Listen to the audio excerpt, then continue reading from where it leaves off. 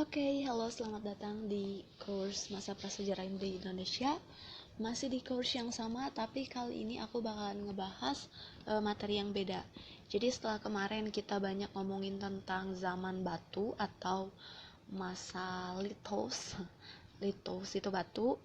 Jadi setelah kemarin kita ngomongin Paleolitikum, terus juga ada Mesolitikum, Neolitikum, dan Megalitikum. Sekarang aku bakalan bahas kelanjutan dari zaman batu itu. Jadi basically di awal aku udah jelasin kalau masa prasejarah itu dibagi jadi dua zaman. Ada zaman batu dan zaman logam. Nah, zaman batu itu dibagi jadi 4 bagian yang tadi udah aku bilang.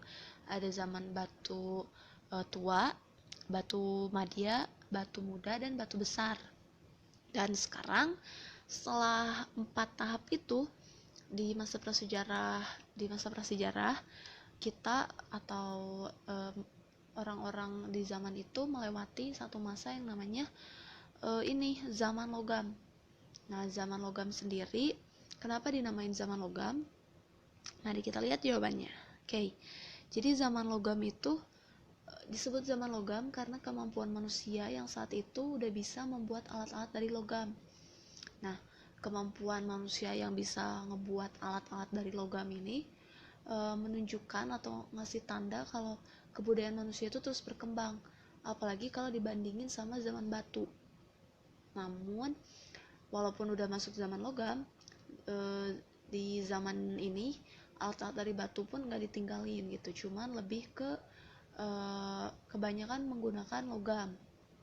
Nah, pembuatan alat-alat dari logam ini bisa dibilang lebih gampang katanya, soalnya mereka itu lebih mudah kan dibandingin harus pakai batu. Kalau alat-alat dari batu kan harus dipukul dulu, diratain, diasah.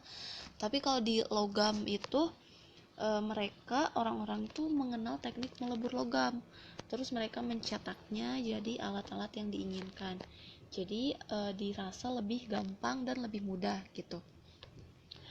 Jadi habis itu si logamnya itu, cairan logam dimasukin ke cetakan kan. Nah, yang kayak gini tuh nandain kalau di zaman itu udah ada kemahiran dalam hal teknologi. Nah, oleh karena itu zaman ini juga sering disebut zaman perundagian. Zaman perundagian itu disebut zaman perundagian karena dalam masyarakat itu timbul golongan-golongan undagi. Undagi itu orang yang terampil melakukan pekerjaan tangan. Salah satunya mengerjakan logam ini. Jadi kalau nanti di soal ada pertanyaan tentang masa perundagian itu ini, zaman logam. Zaman logam itu disebutnya ini, perundagian. Oke, jadi nggak bingung lagi ya kalau misalkan ada perundagian, itu sama aja istilahnya untuk menjelaskan zaman logam. Jadi alasan kenapa disebut zaman logam juga udah tahu kan, karena di zaman itu orang-orang udah mulai terampil membuat alat-alat dari logam. Oke, mari kita bahas ke yang selanjutnya. Jadi aku kan tadi udah bahas kalau ada 2 teknik untuk bikin logam. Dan tekniknya itu ada 2, yang pertama bivalve dan Achireverdue. Kalau bivalve itu pakai cetakan batu, jadi mereka nyetak bikin logam itu dari cetakannya itu ya cetakan batu gitu. Kalau yang kedua ini tuh pakai cetakan tanah liat dan lilin, jadi mereka nyetaknya pakai tanah liat dan lilin. Oke, segitu dulu. Next. Nah, zaman logam, aku udah bilang di awal kalau zaman logam itu dibagi jadi 3, zaman perunggu, zaman tembaga, dan zaman besi. Tapi untuk di Indonesia sendiri, zaman logam di Indonesia itu dibagi cuma 2 aja, karena Indonesia nggak melewati fase atau zaman tembaga. Zaman tembaga sendiri ini adalah zaman ketika manusia itu bikin alat-alat kehidupan atau kebutuhan hidupnya menggunakan tembaga. Nah, kalau yang zaman perunggu ini zaman dimana manusia itu bikin alat-alat dengan menggunakan perunggu.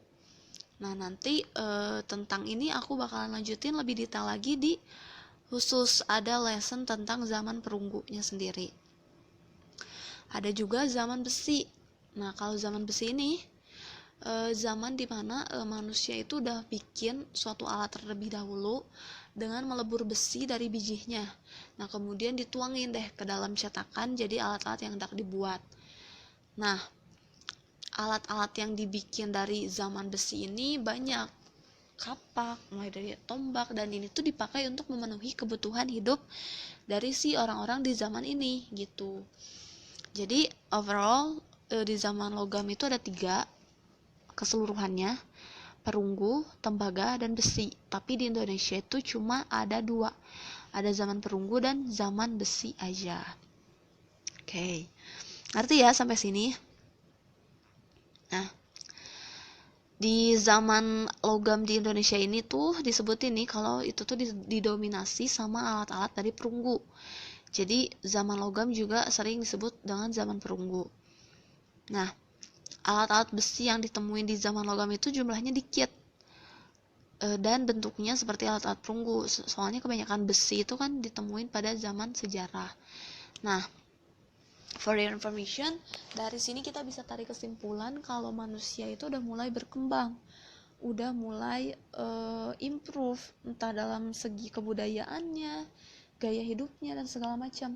Dari yang asalnya pakai batu sangat tradisional, apalagi kalau kita menilik ke masa di waktu Paleolitikum yang masih sangat kasar, terus seadanya banget. Kalau di sini udah mulai taraf hidupnya tuh atau apa ya, peradabannya itu udah mulai maju. Mereka udah mulai mikirin seni, udah mulai ada sisi kreativitasnya gitu.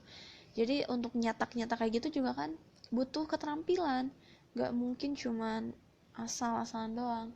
Jadi kita bisa simpulin kalau ini tuh zaman yang lebih maju dari zaman batu, dari zaman sebelumnya. Di sini manusia udah mulai kreatif, udah mulai bikin sesuatu itu dipikirin dulu gitu, dan tujuannya itu udah mentingin gak cuma untuk tujuan kebutuhan tapi untuk segi estetikanya juga gitu loh. Nah, seperti yang aku bahas, seperti yang aku bilang sebelumnya, aku bakalan ngebahas nih 2 zaman di zaman logam ini di lesson yang berbeda. Jadi buat kalian jangan kemana-mana, keep in touch terus di video-video aku. Abis ini bakalan ada video tentang zaman perunggu. Aku bakal ngejelasin zaman perunggu itu apa, peninggalannya kayak gimana, ciri-cirinya apa, dan masih banyak lagi. Jadi pastiin untuk nonton terus videonya, jangan di skip, dan semoga materi yang aku jelasin ini bisa dipahami dan dimengerti sama kalian. Oke? Segitu dulu aja dari aku, sampai jumpa di video aku selanjutnya. Bye.